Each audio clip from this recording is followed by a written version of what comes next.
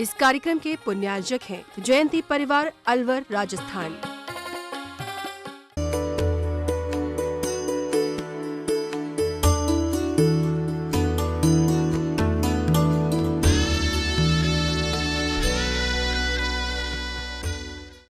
में नमोस्तु। महाराज श्री, हमारे आगम में पहले मुनि धर्म का और बाद में श्रावक धर्म का उपदेश दिया है, जबकि संसार अवस्था में पहले श्रावक होता है बाद में मुनि बनता है। तुम्हारे आगम में पहले मुनि धर्म का उपदेश क्यों दिया गया है, कृपया समाधान करें। उसका मूल कारण है अशुभ से निर्वृत्ति और शुभ में प्रवृत्ति। मुनि धर्म और श्रावक धर्म में मूल उद्देश्य है पापों से बचाना।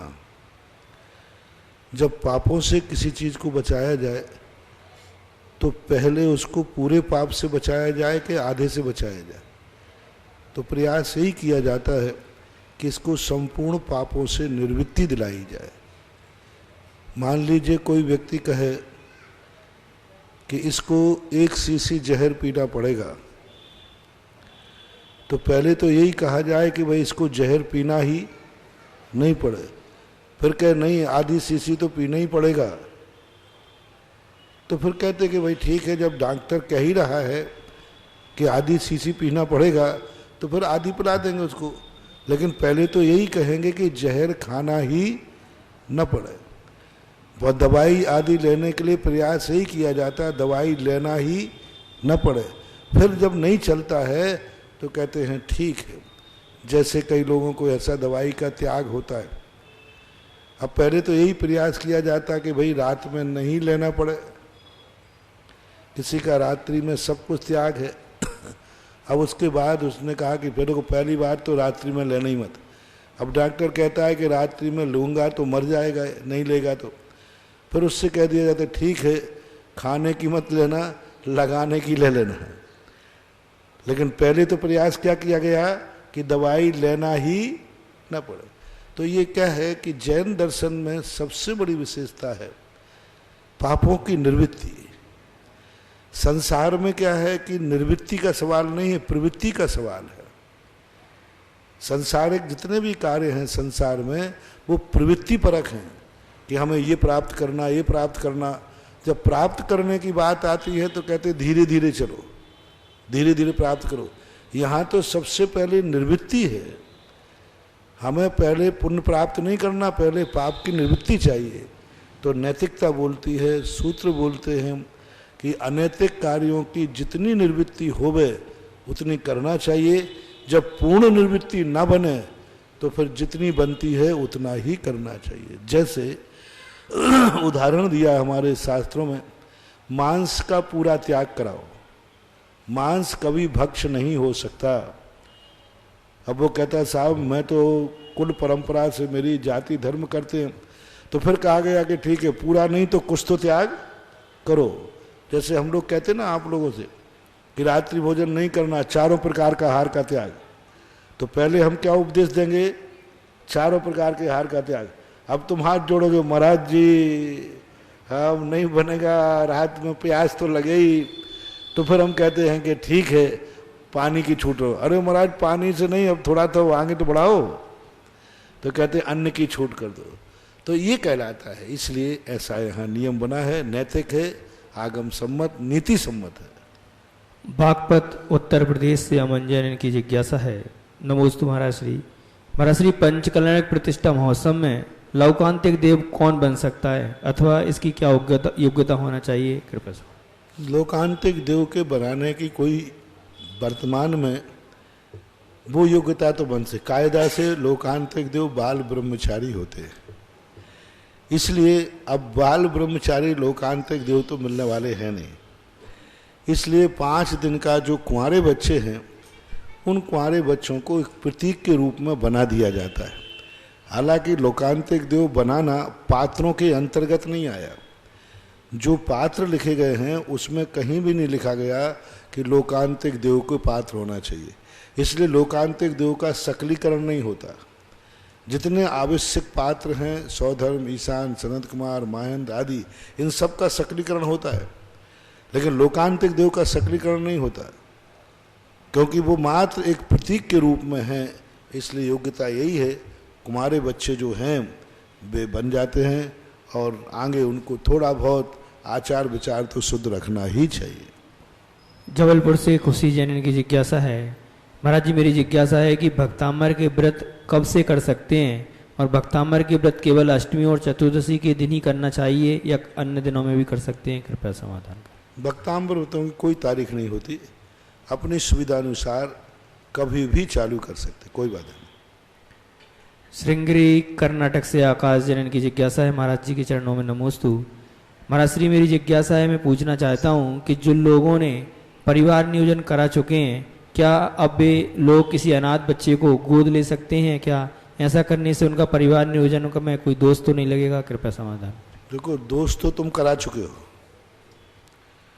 कोई व्यक्ति चोरी करने के बाद कहे कि महाराज जी मैंने चोरी कर ली, मुझे कोई दोष तो नहीं लगेगा? अब वो तो तुमने कर ली, वो तो लगेगी, वो दोष तो तुमने कर लिया।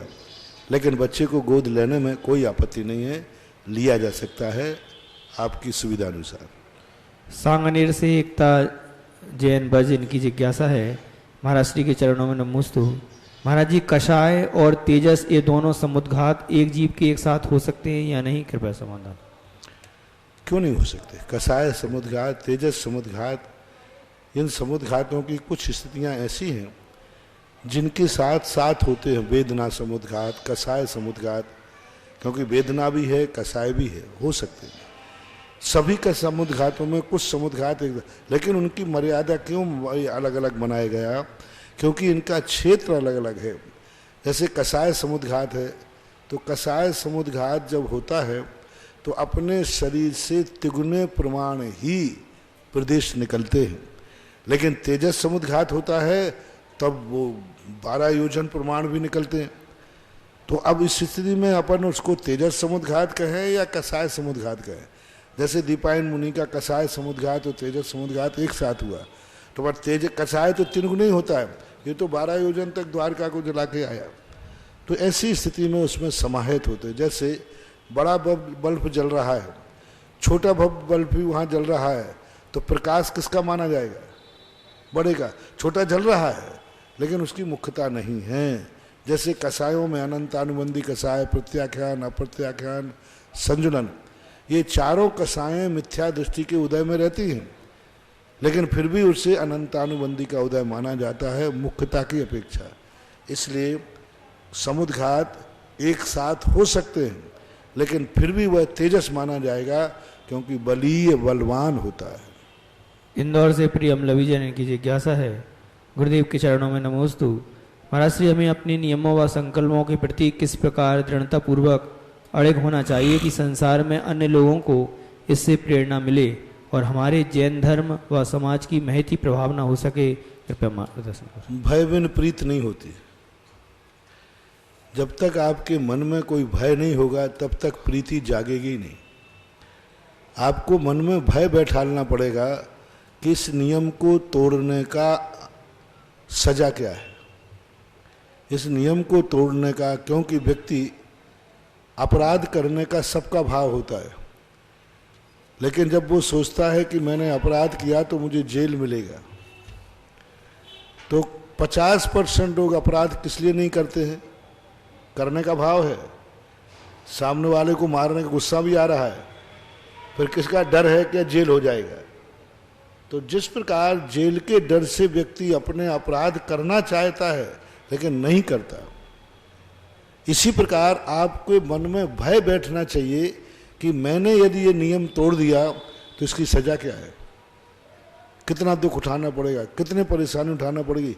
ये भय यदि तुम्हारे मस्तिष्क में बैठ जाए तो फिर आपके मन में कभी नियम टूटेगा ही नहीं।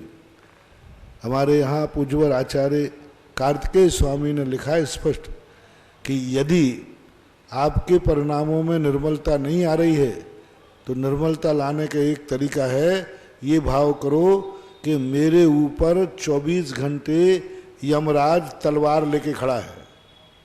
कितना बढ़िया उदाहरण दिया।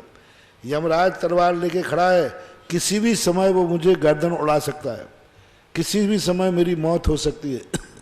तो जब व्यक्ति को मौत का सामना दिखता है तो अपने आप भगवान की याद आती है। तो इस प्रकार भय बिन प्रीति, जब तक भय नहीं होगा तब तक उस बुतों के प्रति प्रीति नहीं जागेगी। महाराष्ट्र से सिद्धिया जैन, इनकी जिज्ञासा है। महाराज श्री के चरणों में नमोस्तु। महाराज जी, आपके प्रवचन में सुना और समझा कि हमें भगवान जी को अपने काम पे करें ऐसे भाव करके अपना ड्राइवर नहीं बनाना चाहिए है। विनय मित्यात्म पर आता है। महाराज जी, पूजन की विनय पाठ में मैं डूबत भव सिंधु में खेव लगाओ पार, खेवटिया तुम हो प्रभु जय जय जय जिंदेव है पंक्तियां हैं जिसमें भगवान जी को अपना खेवटिया बनाने के भाव है। पंक्तियां भी तो आपके लोगों की हैं, ये पंक्तियां भी तो आप लोगों ने बनाई है। अभिषेक पाठ भी आपने बनाया, विनय पाठ भी आपने बनाया। तो ये भक्ति में ऐसा कहने में आता है, सत्यार्थ रूप नहीं है। भक्ति में कहने में आने में कोई बाधा नहीं, यहाँ भक्ति है। और भक्ति में ऐसा कहा जाता है, प्रभु आपके भरोसे मेरी नैया है। ये ऐसा ही कथन है जैसे आप लोग कहते हो, महाराज ये मकान आपका ही है, ये दुकान आपकी है, महाराज ये गाड़ी आपकी है, इसको आशीर्वाद तो दे दो। अब मेरी गाड़ी कहाँ से आई भाई? लेकिन ये कहने में ऐसा आता है। तो इसी प्रकार कहने में आता है, भगवान आप खेवटिया मेरे हैं, लेकिन सत्य नहीं है खेवटिया, ऐसा भक्ति बसात लोग कहते हैं। और कई बार तो किसी कहते हैं, भगवान ऐसे ऐसे लोगों को आपने तार दिया, अब मेरी बार क्यों देर करो, ऐसे कहते ना। तो ये भक्ति की भाषा है, सत्य की भाषा नहीं। महाराज श्री, एक जिज्ञासा है कि कहते हैं व्यभिचारी पुरुष प्रायश्चित से शुद्ध हो सकता है, परंतु व्यभिचार जात संतान प्रायश्चित से शुद्ध नहीं हो सकती, ऐसा क्या महाराज श्री? किसी व्यभिचार जो पुरुष है जो व्यभिचार करता है वो प्रायश्चित से शुद्ध हो सकता है, लेकिन उसके द्वारा जो संतान उत्पन्न होगी वो प्रायश्चित से भी शुद्ध नहीं होगी, ऐसा क्या महाराज? ऐसा तो कहीं हमने पढ़ा नहीं, आगम में ऐसा तो कहीं देखने में आया नहीं कि प्रायश्चित, अपराधी प्रायश्चित से शुद्ध हो जाए और अपराध के द्वारा जो हुई, ऐसा तो कहीं नहीं, आगम में ऐसा नहीं लिखा। रही बात है, कुछ ऐसी चीज़ें हैं जो वंश से संबंध रखती हैं, तो ना तो अपराधी शुद्ध होता है और ना ही अपराध से उत्पन्न हुई संतान शुद्ध होती है। हाँ, लोक रूढ़ी में ऐसा कहते हैं कि भाई ये वेश्या पुत्र है, ये गलत ढंग से उत्पन्न किया हुआ पुत्र है, लेकिन उस पुत्र के संबंध में कुछ चीज़ें इसलिए निषेध कर दी जाती हैं क्योंकि इसका संबंध ब्लड से हो जाता है, खून से हो जाता है। और जब खून का संबंध अंतर पड़ता है तो फिर चरणान युग की व्याख्या में आती हैं। लेकिन सामान्यतः ऐसे लोगों को मोक्ष होने में, मुनि बनने में कोई बाधा नहीं। बहुत सारे लोग त्यागी बने हुए हैं।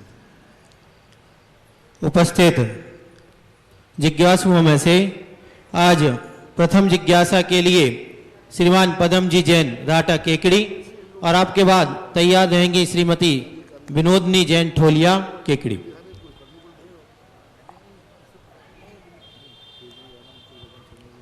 पूछें।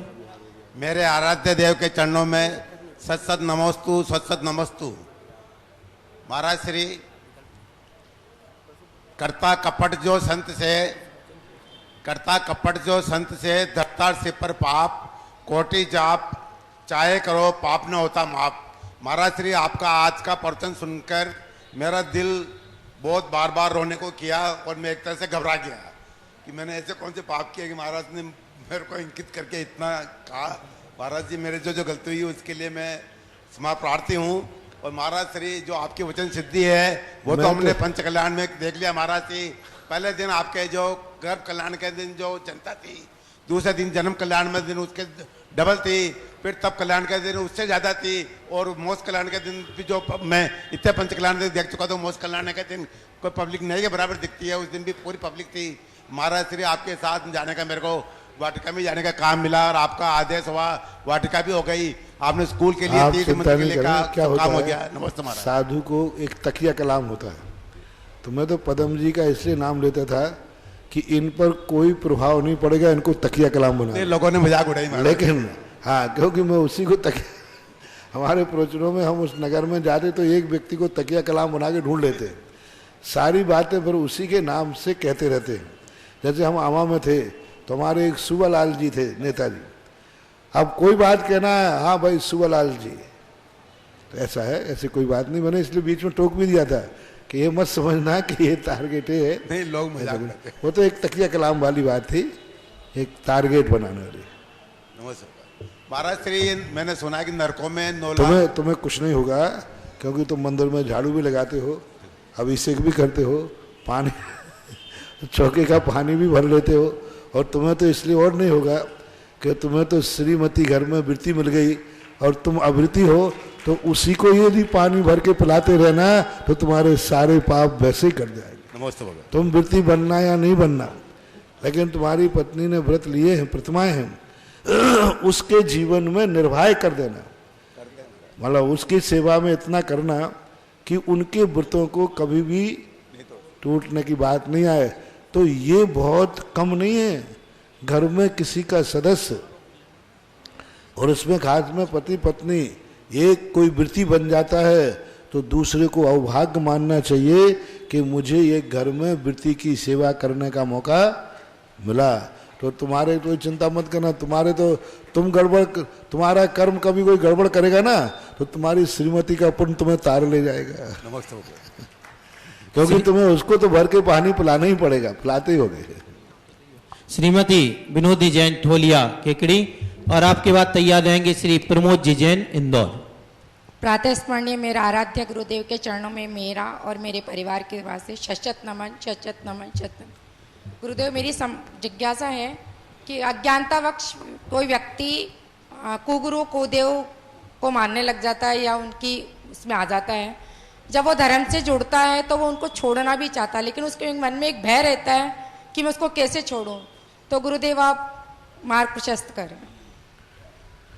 भय तो कहीं ना कहीं से समझाना तो पड़ेगा ही मन को। गाड़ी में बैठते समय भय लगता है कहीं एक्सीडेंट नहीं हो जाए, फिर भी गाड़ी में बैठ जाते हो कि नहीं बैठते? बैठते।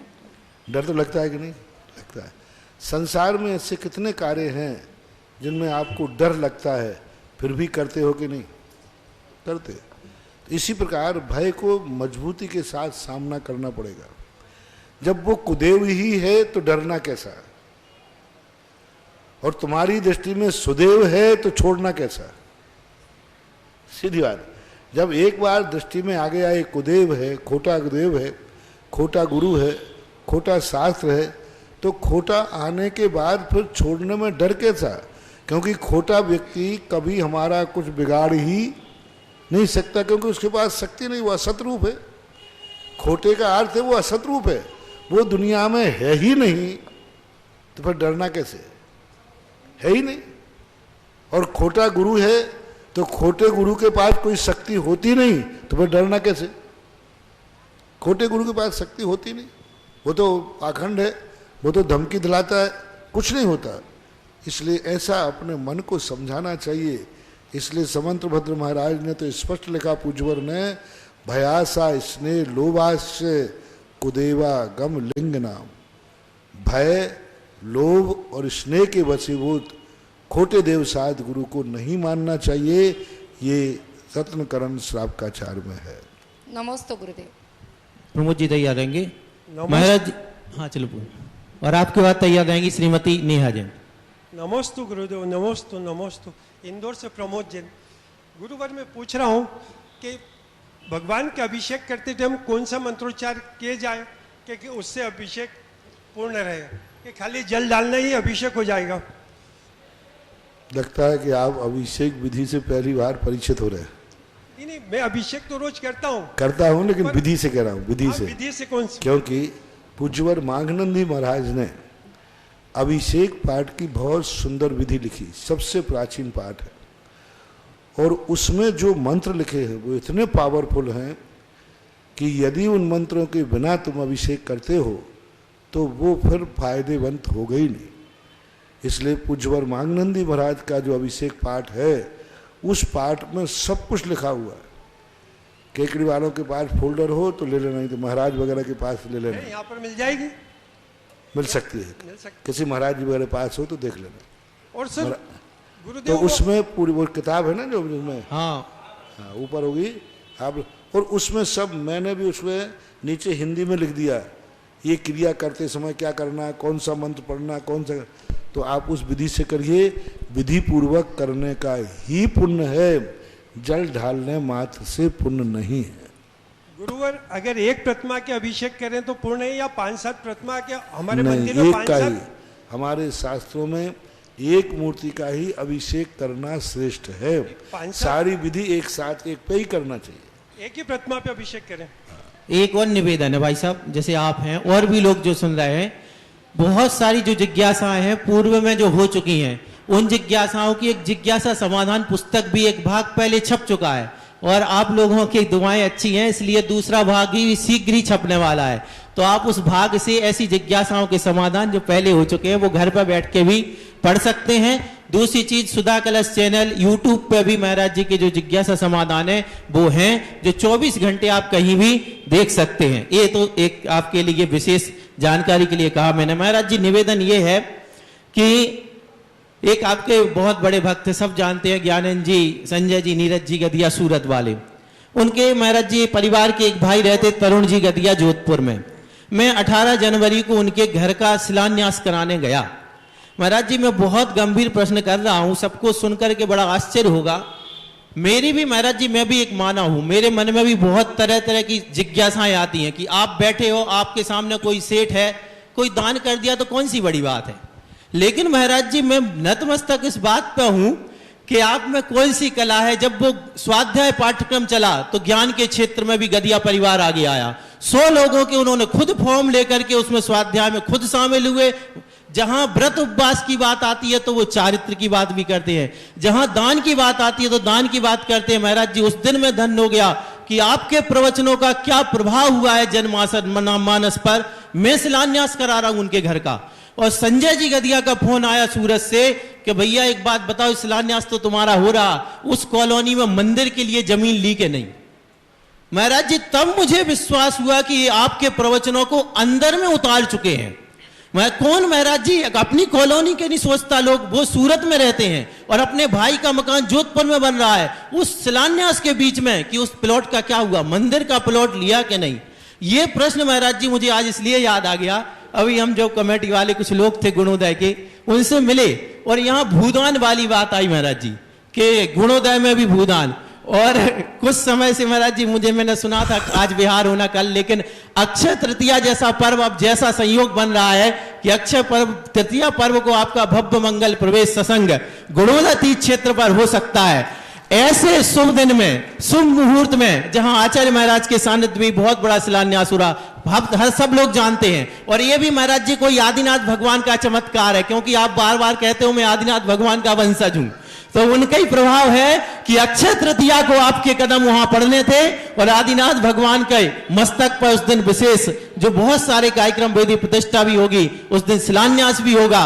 और भूदान की विशेष जो बात है महाराज जी कि कितना बड़ा उस दिन पुण्य का कौन सा, क्योंकि आपको ही लोग हमारे मुंह से पसंद नहीं करेंगे, आप आगम के ज्ञाता हैं, आप सत्यमावृति महाराज बताएं कि इस दिन जो भूदान करेगा अक्षय तृतीया के दिन और गुणोदय क्षेत्र पर, महाराज जी वो किस रूप में फलित होगा, ये जिज्ञासा में। क्या बात है कि आप लोग भी कपड़ा खरीदते, लेकिन जब विशेष कार्यक्रम होता है तो आप कपड़ा खरीदने केकड़ी छोड़कर कोई जयपुर जाता है, कोई बॉम्बे जाता है, और जब शादी ब्याह का कार्यक्रम हो तो बताते हैं कि वो अपने, मुझे पता नहीं है, आप लोग कहते वो कह महाराज जी मैं बम्बई जा रहा हूँ। मैंने क्यों?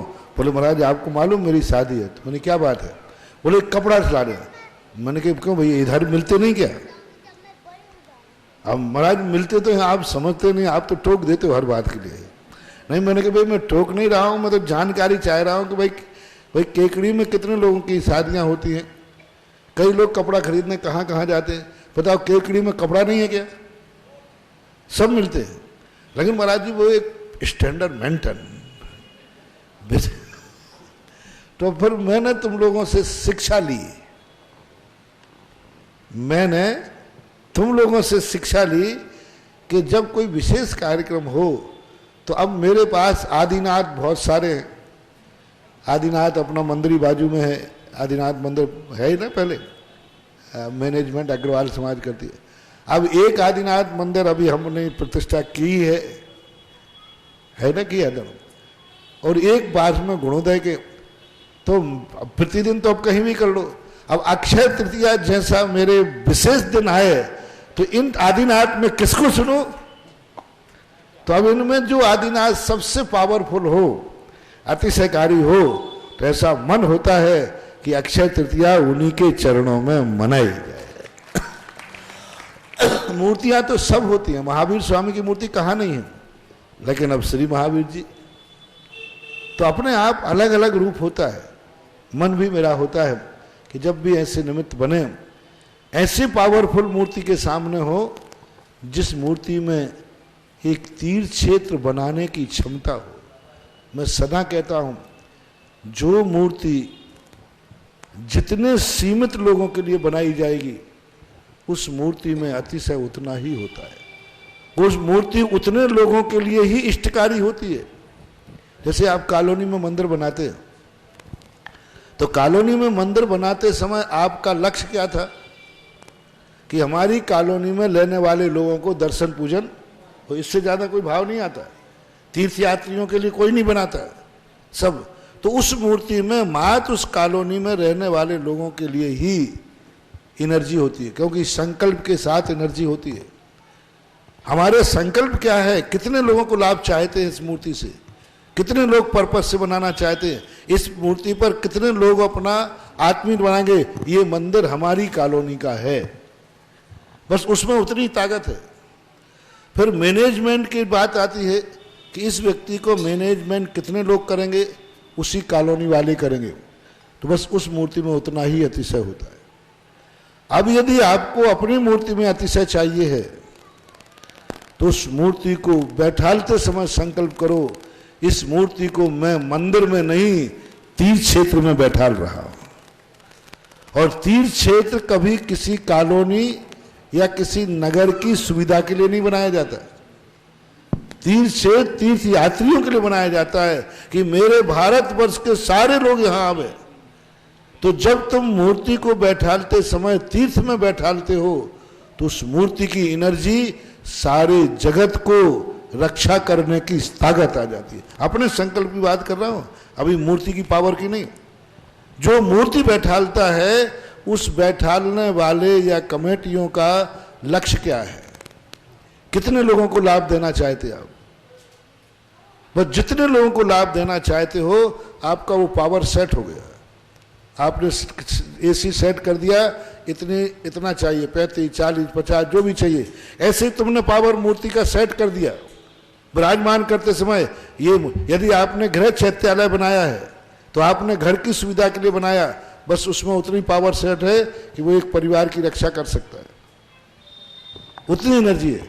इसलिए मैं सदा कहता हूं मंदिरों का विस्तार करो, जितना ज्यादा तुम्हें पावर चाहिए है खोल दो उसके दरवाजे। ये मूर्ति हम इतने लोगों की व्यवस्था के लिए, और इसकी व्यवस्था भी इतने लोग संभालेंगे। मत करो, मेरा कहना मानो, सारे भारत के लोगों से मेरा कहना है, मंदिरों को जितने सीमित लोगों की मैनेजमेंट करोगे, ये ट्रस्ट बनाना, ये संस्थाएं बनाना, ये अंग्रेजों की दुर्नीति थी। हमारे यहाँ मंदिरों के कोई ट्रस्ट नहीं बनते थे, रजिस्ट्रेशन नहीं होते थे, अध्यक्ष मंत्री होते ही नहीं थे मंदिरों में। ये अंग्रेजों की दुर्नीति है कि मंदिरों के ये धार्मिक स्थानों पर ट्रस्ट बना दिए, और ये 4 लोगों के कब्जे में रह जाता है वो मंदिर। 4 लोग उस पर दादागिरी करते हैं, 4 ही लोग उसे अपना मानते हैं, उस मूर्ति का अतिशय खत्म। ऐसी पावरफुल मूर्तियां हमने देखी, ऐसी पावरफुल मूर्ति कि यदि उन्हें खुले में रख दिया जाए तो सारे विश्व के लिए वो अपनी एनर्जी दे सकती है। लेकिन एक छोटे से मंदिर में 4 लोगों के कब्जे में है, 4 लोग उस पर अधिकार जमाए हुए हैं, उस मूर्ति की एनर्जी खत्म। 50% एनर्जी मूर्ति की आती है कि उसका मैनेजमेंट कितने लोग कर रहे हैं, कितने लोग उसको धीमे अपने कब्जे में लिए हुए हैं। कितनी भी एनर्जी अतिशयकारी मूर्ति हो, उसकी एनर्जी नष्ट हो जाएगी, वो पावरफुल नहीं होगी, क्योंकि उस पर कब्जा किए बैठे हैं लोग, मूर्ति पर अपना अधिकार जमा के बैठे हैं और कह रहे नहीं, इस एरिया के अलावा इस मंदिर का कोई पदाधिकारी नहीं बन सकता, ये मेरे अंडर में रहेगा, रखे रहो, कोई मतलब नहीं। और जो मूर्ति में निर्णय हो जाए कि नहीं, संसार का हर व्यक्ति जो अपनी आमना को मानता हो, भगवान की दिगंबर मुद्रा विश्वास करता हो, वो इसका ट्रस्टी बन सकता है। और मैंने ये मूर्ति सारे विश्व के लिए रखी।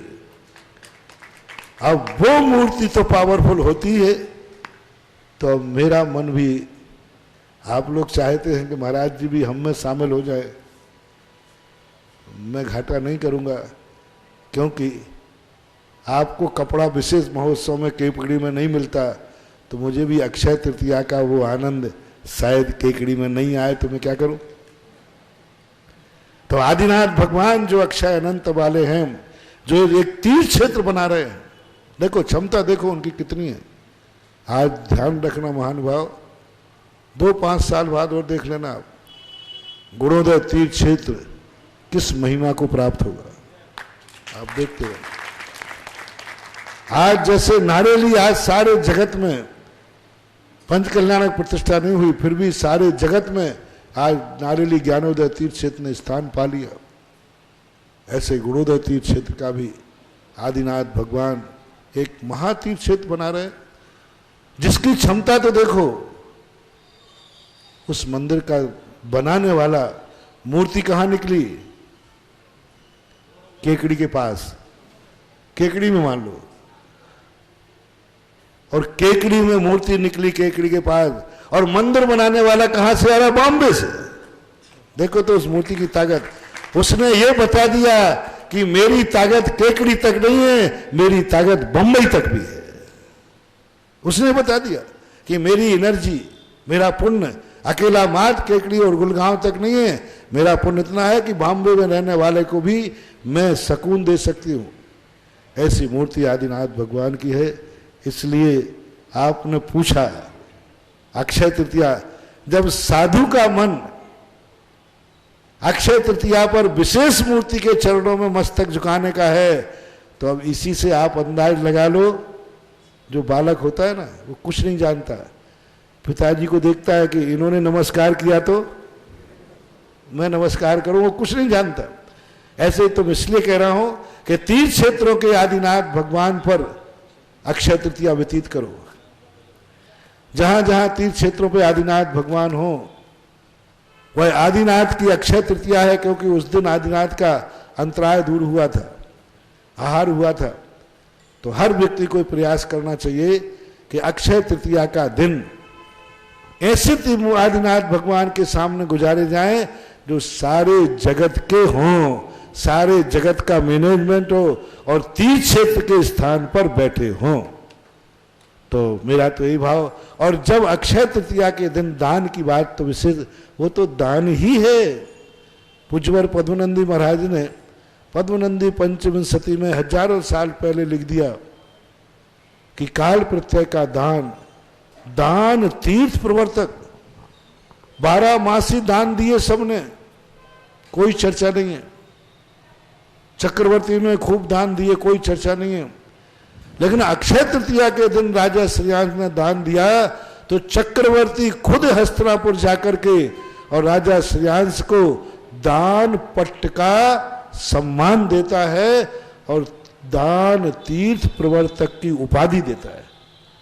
चक्रवर्ती जो कभी किसी के दरवाजे नहीं जाता, सारा 6 खंड उनके दरवाजे आता है। लेकिन चक्रवर्ती राजा श्रेयांश ने अक्षय तृतीया के दिन जो महाराज को, भगवान को आहार दिया, उस आहार दान से चक्रवर्ती अयोध्या से उठकर के हस्तिनापुर गया। राजा श्रेयांश को आदेश देके बुलवा सकता था कि राजा श्रेयांश को आदेश करें कि वो अयोध्या में आवे, आ जाएगा, वो तो अधीनस्थ थे। लेकिन नहीं, मंत्रियों ने कहा भी कि आप क्यों जा रहे हैं, राजा श्रेयांश को यहीं बुलाया जाए, अधीनस्थ। बोले नहीं, इस दिन उसने भगवान को दान दिया है, दान देने वाला चक्रवर्ती से भी बड़ा होता है। यानी अक्षय तृतीया के दिन देने वाला, दान देने वाला चक्रवर्ती से बड़ा होता, क्योंकि उस दिन तीर्थंकर ने दान दिया। तो वो दान तीर्थ के नाम से अक्षय तृतीया प्रसिद्ध है। मात्र दान के नाम पर एक ही तिथि प्रसिद्ध है, बहुत सारी तिथियां हैं। अलग अलग, लेकिन दान के नाम से कोई तिथि है तो उसका नाम है अक्षय तृतीया। 365 दिन में तिथियां आती हैं, सब आते हैं, लेकिन दान के नाम से कोई तिथि प्रसिद्ध नहीं। कोई जन्म के नाम से है, कोई दीक्षा के नाम से, कोई मोक्ष के नाम से, लेकिन दान के नाम से कौन सा दिन है? अक्षय तृतीया। यानी उस दिन जो उन्होंने दान दिया वो आज तिथि भी दान के नाम से प्रसिद्ध हो गई है। इसलिए आप लोग पहली बार, और उसी दिन गुणोदय तीर्थ क्षेत्र के मूल मंदिर का शिलान्यास है और वो बॉम्बे से आकर करेगा। अरे तुम्हें शिलान्यास करने का मौका नहीं मिला, कम से कम तुम अपनी आंखों से देख ही लेना, इतनी केकड़ी वालों बहुत है। हाँ, केकड़ी वाले बनाना चाहिए था, केकड़ी वालों को ये मंदिर। मैंने पहले कहा था 1 जनवरी जब का कि अरे तुम लोग सोचो तुम्हारे पुण्य से ये भगवान निकले हैं और बनाना चाहिए केकड़ी वालों को, और इशारा दिया था केकड़ी की राशि और कटारियों की राशि। थोड़ा थोड़ा याद है मुझे, वो जब 1 जनवरी को आए थे ना वहाँ गुरुद्वार, वो तो यदि सारे कटारियाँ एक मिल जाए तो मंदिर तो छोड़ो सारा तीर्थ भी बना सकते हैं। यूं संकेत था एक ही व्यक्ति को बना, तो कहने का भाव बनाना चाहिए था आप लोगों को, लेकिन फिर भी क्या करें। एक व्यक्ति यहाँ के आए थे, कंजूस थे, 3 कंजूस है, कहानी सुना? अरे जिज्ञासा समाधान है, प्रवचन थोड़ी है। यानी 3 कंजूस, संक्षेप में ले लें। एक कहता मेरे पिताजी बहुत कंजूस हैं। बोले क्या? बोले 1 सुपारी के टुकड़े को साल भर चलाते हैं, यानी थोड़ा थोड़ा खाते हैं। दूसरा कहता बस मेरे पापा तो इससे बड़े कंजूस हैं। बोले क्या? बोले 1 सुपारी के टुकड़े को भोजन के बाद मुंह में डाल लेते और निकाल के रख लेते, जेब में रख लेते, कल वही चल रहा है साल भर में। तीसरा कहता बस इतने ही कंजूस। मेरे पिताजी तो, तुम्हारे पिताजी ने तो कम से कम 1 टुकड़ा तो खरीदा। मेरे पिताजी तो भोजन के बाद किराने की दुकान पर चले जाते हैं और उस सुपारी को देख करके ही आनंद ले लेते हैं। अब आप बताओ, आप 3 में से कौन है? एक ने तो कम से कम साल भर में 1 टुकड़ा खर्च, दूसरे ने कम से कम खरीदा, खर्च तो नहीं किया, तीसरे ने तो खरीदे ही नहीं, दुकान पे जाके दिखाया। तो इतने भी कंजूस तुम हो, तीसरे नंबर के भी, तो कम से कम गुणोदय का शिलान्यास आंखों से देख लेना। हाँ, खरीदना नहीं, देख लेना तो भी आनंद। ऐसे भी लोग होते हैं। तो इसलिए अक्षय तृतीया के दिन उस क्षेत्र की नींव की स्थापना, अक्षय अनंत रूप हो, उस मंदिर की नींव की स्थापना अक्षय तृतीया दिन निमित्त बना है। बहुत निमित्त में बनना भी बहुत मुश्किल है। हो सकता है इतने दिन से डिले इसलिए हो रही हो कि वो कार्य अक्षय तृतीया के दिन होना होगा। हमने 3 बार उसका मुहूर्त निकाल दिया। अभी जब वहां थे तब भी निकला, वो टल गया। यहाँ पंचगणा के बाद निकाल दिया, वो टल गया। आदिनाथ कहते हैं क्यों हमें फालतू, हमारे ऐसे दिन कर जिस दिन अक्षय दान हुआ हो और गुणोदय तीर्थ में कभी दान देने वालों की कमी नहीं आएगी। क्योंकि शुभ काल में उस दिन दान की शुरुआत करो। तो शायद आदिनाथ को मंजूर था कि मेरा मंदिर का शिलान्यास अक्षय तृतीया के दिन करना है, इसलिए ऐसी संभावना बन रही है। महाराज जी, आपके साथ आपकी भक्ति करते करते भक्तों का भी पुण्य बहुत हो गया है। 7 तारीख को अक्षय तृतीया है और 7 तारीख को सरकार ने अभी छुट्टी रखी है, यहाँ तक कि बैंक वालों की भी छुट्टी है अक्षय तृतीया। हाँ महाराज जी, परशुराम जयंती की अपेक्षा कह लो चाहे पर, तो उस दिन छुट्टी है। मैं फिर से मैं बता दूं सबको कि सुबह 7 बजे उस दिन पूज्य श्री का सत्संग मंगल प्रवेश गुणोदय तीर्थ क्षेत्र में होगा। उसके बाद महाराज जी एक चीज और, वेदी प्रतिष्ठा का भी कमेटी ने निर्णय लिया है उसी दिन कि आपके सानिध्य में भगवान को वेदी पर स्थापित किया जाएगा। और उस दिन जो भूदान वाली बात है महाराज जी, आज चूंकि जमीनें बहुत महंगी हो गई हैं तो कभी कभी भूदान में कई लोगों को भी एक साथ आगे आने पड़ता है। इस दृष्टि से कमेटी ने कुछ राशियां फिक्स की हैं, जिसमें एक राशि 10 कलश के माध्यम से है। 10 कलश के माध्यम से भी एक आप सहयोग कर सकते हैं भूदान में। 1 बीघा के लिए है ना, बीघा वाइज रखा गया है। 1 बीघा के लिए 10 कलश के माध्यम से आप दान देकर के अक्षय तृतीया के दिन आपका जो अक्षय रूप में फलित होगा, अक्षय दान कहलाएगा, क्योंकि यह तीर्थ क्षेत्र पर पूज्य श्री के सानिध्य में होगा। दूसरी, उसके आधा कर दो, तो आधे बीघे के लिए 5 कलश की राशि रखी गई है। और जो जिनकी परिस्थिति और भी नहीं हो सकती है, तो कम से कम 2.5 कलश के माध्यम से आप आधे से आधा, इसको क्या बोलेंगे, पाव, चौथाई, 1/4 बीघा। और इसमें आप राशि कितने वर्ष साल, कुछ टाइम, 3 साल, 3 साल के अंदर आप ये राशि आप किस्तों के रूप में जमा कर सकते हैं। इसके लिए आप संपर्क कर सकते हैं। आज चूंकि किसी टेक्निकल प्रॉब्लम से पट्टी तो नहीं चल रही, मैं नंबर बोल दे रहा हूं। हमारे ब्रह्मचारी महावीर भैया हैं, इनका नंबर है, इस पर आप फोन करके बता सकते हैं 7021333107। एक बार वापस बोल रहा हूं भैया जी का नंबर 7021333107। एक और नंबर है जो हनुमान के रूप में जाने जाते हैं सुनील भैया जी, 9414004839। इन नंबरों पर आप अपनी स्वीकृति दे सकते हैं।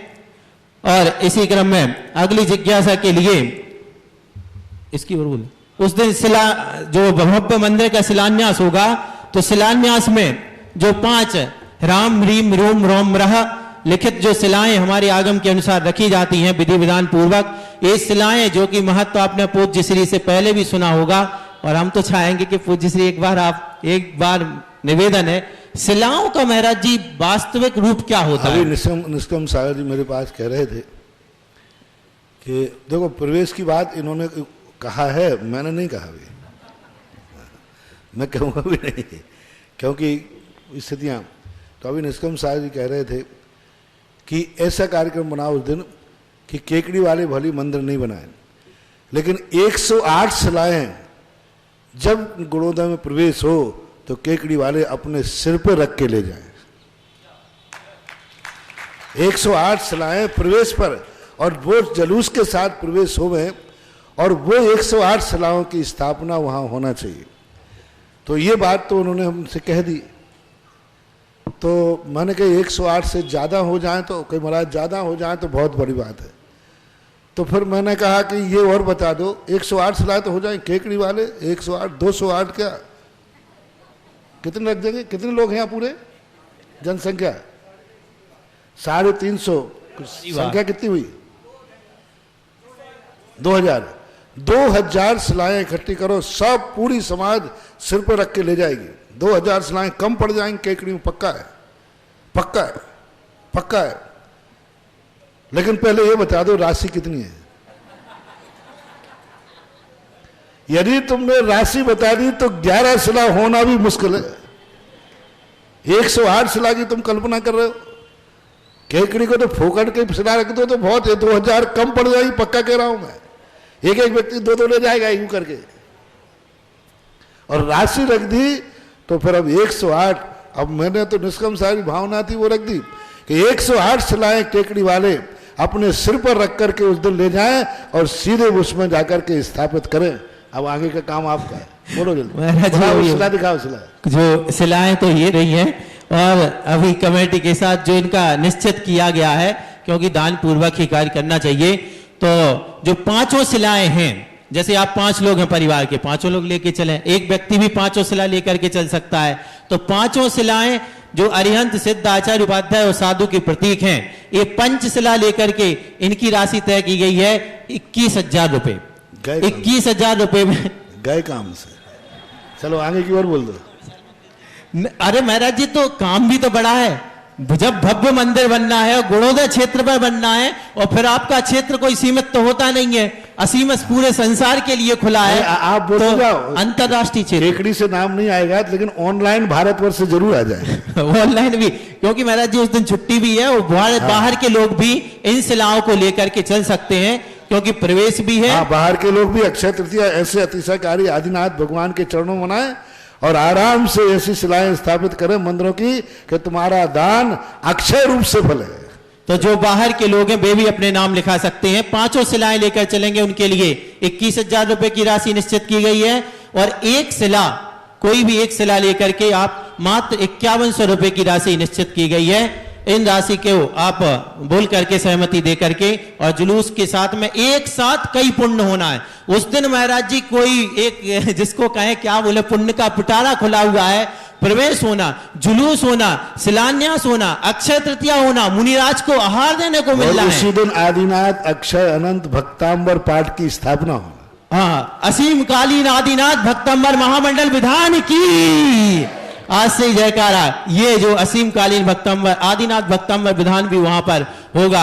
ये सारे संयोग हमें प्राप्त होंगे ऐसा विशेष दिन, इसलिए ये दान निश्चित रूप से गुणित रूप में फलेगा। जिनकी जो भी भावना है वो अपनी भावना निश्चित रूप से बताएंगे। चलें इसी क्रम में श्रीमती नेहा जैन और आपके बाद तैयार रहेंगे हिमांशु जी जैन मुंबई। नमोस्तु महाराज जी, नमोस्तु महाराज जी, नमोस्तु महाराज जी। महाराज जी कई बार ऐसा होता है कि एक साथ बहुत सारी चीज़ें नेगेटिव होने लगती हैं, मतलब हर तरह से हर जगह से नेगेटिविटी शो होती है, तो उसके लिए हमें क्या करना चाहिए अपने आप को पॉजिटिव रखने के लिए? क्या होता है, कर्म का जब उदय आता है तो एक कर्म का उदय जब आता है तो वो दूसरे की उदीर्णा कराता है। कहते हैं ना, चोट में ही चोट लगती है। तो अशुभ कर्म एक उदय में चालू होता है तो अनेक मेजॉरिटी उनकी बनती है, और जब शुभ कर्म का उदय होता है तो एक से एक शुभ भी समाचार आते। तो हर व्यक्ति अपनी मेजॉरिटी देखता है। तो जब अपना एक अशुभ कर्म का उदय आते हैं तो चारों तरफ से फिर वो अशुभ कर्म ही एक दूसरे को खींचते हैं। उस समय एक ही तरीका है कि जैसे बने तैसे उस द्रव्य क्षेत्र काल भव भाव को परिवर्तित करें, उस द्रव्य को स्थान से स्थानांतरित करें, क्षेत्र बदल दें, काल को थोड़ा सा आउट करें और अपने भावों में जो परिणाम चल रहे थे उन भावों को भी परिवर्तित करके विशुद्ध भाव लाएं। इसलिए तो कहा जाता है कि जब अशुभ कर्म का उदय आए तो धार्मिक भाव बढ़ा दो, धार्मिक क्रियाएं बढ़ा दो, धार्मिक जाप बढ़ा दो, अधिक से अधिक परिणाम धर्म रूप में करें, क्योंकि धर्म शुभ कर्मों को अपनी तरफ खींचता है और अशुभ कर्मों का उपशमन करता है। चिंता नहीं कर रहे हैं, ऑनलाइन हमारे फोन बजने चालू हो गए हैं, चिंता मत करें। जो जिनके पास मेरे नंबर है आप मेरे नंबर पर भी भेज सकते हैं। अभी हमारे पास नाम आ गए हैं, एक आध दो मैं बोल दे रहा हूं। श्रीमान मनीष कुमार जी, श्रीमती रंजना जैन बाकलीवाल अजमेर, आपने 5 शिलाएं अजमेर से आएंगे। केकड़ी वाले तो रहेंगे ही सही। मतलब अनिल जी मंगलाचरण भी बाहर से हुआ है ना। हाँ, अजमेर, लेकिन जिला महाराज जी यही है, केकड़ी का जिला तो अजमेर ही है ना। हाँ, जिला में संतोष है। श्रीमान अनिल जी जैन तलवाड़ा, ये भी 5 शिलाएं लेकर के चलेंगे। श्री संजय जी महावीर प्रसाद जी जैन भूंगड़ा, आप भी 21,000 रुपए के दान पूर्वक के 5 शिलाएं स्थापित करेंगे। ज्ञान प्रकाश जी जैन कानपुर, आपने भी कानपुर से भी महाराज जी लोग शिला कितनी, महाराज जी मैं इसलिए कहता हूं ये सब बातें महाराज जी सब एक साइड हैं, मैं बहुत गंभीरता पूर्वक बोलता हूं, कोई मजाक नहीं है। प्रमाणिकता क्या चीज होती है वो पुण्य पुंगव सुधासागर महाराज की है। हर चीज पैसे की बात नहीं है, ना दान की बात है, दान भी सब जगह होते हैं, बात है प्रमाणिकता की। एक आवाज लगती है और पूरी दुनिया में ये हो जाता है, ये भी नहीं सोचता कोई कि क्या हो रहा, किसके मंच से बोला गया, बस इतनी बात होने के बाद, चाहे वो सैकड़ों में हो, चाहे हजारों में हो, चाहे लाखों में हो, चाहे करोड़ों में हो, हमने बड़े से बड़े काम 8 महीने में किशनगढ़ चातुर्मास में देखे हैं। तो ये जो प्रमाणिकता पूज्य मुनि पुंगव श्री की बनी है, ये इतिहास में स्वर्णांकित रहेगी और इसको लोग याद करेंगे। आज भली अपन क्या है, आज अपन भी मान रहे हैं, लेकिन आने वाली पीढ़ियां, क्योंकि आज ये ऑनलाइन है और ये सुरक्षित है नेट पर, ये जब देखेंगे, ऐसा भी होता था कि किसी एक साधु के कहने पर ऐसे, अरे अपने गांव के लिए लोग दान नहीं देते, दूसरे जगह के लिए दान देने को उमड़ते हैं। ये पूज्य श्री की साधना है, उनका पुरुषार्थ है, पूज्य गुरुदेव का आशीर्वाद है, उनकी साधना है और उनके वचनों की प्रमाणिकता है, और सबसे बड़ी बात है दान की उपयोगिता है। प्रमोद जी जैन इंदौर सामने ही बैठे हैं, अब बताओ इंदौर से भी आएंगे। पंकज जी जैन इंदौर, आपने ये सब 21,000 रुपए की राशि से 5 शिलाएं रखेंगे, और भी सारे नाम आते जा रहे हैं। हाँ ठीक है, हाँ अब ये देखो, ये और बड़ी बात है, हम आ नहीं पाएंगे लेकिन शिलाएं जरूर रखी जाएंगी। चलें, और अभी हम बाद में नाम बोल देंगे। चलें जिज्ञासा के लिए, ये क्या नाम था, मुंबई से भाई हिमांशु, बाकी नाम बाद में बोल रहा हूँ। चले, इसके बाद तैयार रहेंगी श्रीमती सोनम जैन। नमोस्तु महाराज जी, नमोस्तु महाराज जी। धर्मात्मा कौन है? जो धार्मिक कार्य करता है वो, या जिसमें नैतिकता हो वो? धर्मात्मा धार्मिक कार्य करता हो, नैतिकता करता हो, ये सब धर्म के ही अंग हैं। धार्मिक व्यक्ति नैतिक ही होता ही है, बिना नैतिकता के धर्म बनता ही नहीं है। और जो धर्म की क्रियाएं करता है वो भी धार्मिक चरणानुयोग के अनुसार तो धार्मिक है ही, इसलिए नैतिकता को हम धर्मात्मा से अलग नहीं कर सकते। और जो नैतिक है वो धार्मिक नहीं है, वो नैतिकता पाखंड है। उसकी नैतिकता, उसकी नीतियां रावण के समान हैं, जो कथनी मात्र हैं, आचरण में नहीं। जो नैतिक है वो धार्मिक जरूर होगा, और जो धार्मिक है वो नैतिक जरूर होगा। श्रीमती सोनम जैन, और आपके बाद तैयार रहेंगे श्याम जी जैन शास्त्री। महाराज श्री के चरणों में त्रैवार नमोस्तु नमोस्तु नमोस्तु। महाराज श्री, मैं प्रतिदिन मंदिर जाती हूँ, बचपन से लेके अभी तक, लेकिन मैं यात्रा में भी गई, हर जगह गई, हर मंदिर में जो अतिशयकारी है हर जगह, लेकिन महाराज जी कभी आस्था, जैसे सब लोग बोलते हैं ना कि अतिशयकारी मूर्ति है, इसमें ये आस्था है वो आस्था है, तो मुझे कभी ऐसा प्रतीत क्यों नहीं हुआ? किसी चीज में आस्था क्यों नहीं हुई? आस्था जब होती है जब व्यक्ति को या तो जम के ठोकरे लगे या फिर जम के कोई लोभ मिले, क्योंकि पंचम काल है। पारमार्थिक आस्थाएं जगाना आज तो संभव बहुत कठिन है। या तो व्यक्ति को कोई वर्षिश लोभ का साधन बन जाए तो उसकी आस्था जग जाती है, और या फिर कोई ऐसा संकट आ जाए तो भगवान की तो छोड़ो, अटके पे लोग गधे को भी बाप कह देते हैं। यानी गधे पर भी श्रद्धा जग जाती है। कब? जब सिर पर आ पड़ती है तो। बाकी तत्व दृष्टि से जो आस्था है उसमें जब तात्विक रूप से स्वाध्याय करे तो उसकी श्रद्धा बढ़ जाएगी। महाराज जी, और देखो अपन को कितना बड़ा गर्व होगा कि इतना ही नहीं, अजैनों में भी पूज्य श्री के प्रति आस्था है। गुलाब चंद जी वर्मा सोनी है जो कि अजमेर से, आपने भी सिलाए रखने के लिए हमेशा बोलते रहता है। जेके जैन साहब जैन ग्वालियर, अक्षत जैन, पुनीत जी जैन बांसवाड़ा, है ना, ये सारे नाम और भी आते जा रहे हैं, हम थोड़ा सा पढ़ के बाद में बोल लेंगे। चले, श्याम जी जैन शास्त्री, और आपके बाद तैयार रहेंगे श्री पदम जी जैन कटारिया। गुरुवार के चरणों में नमोस्तु।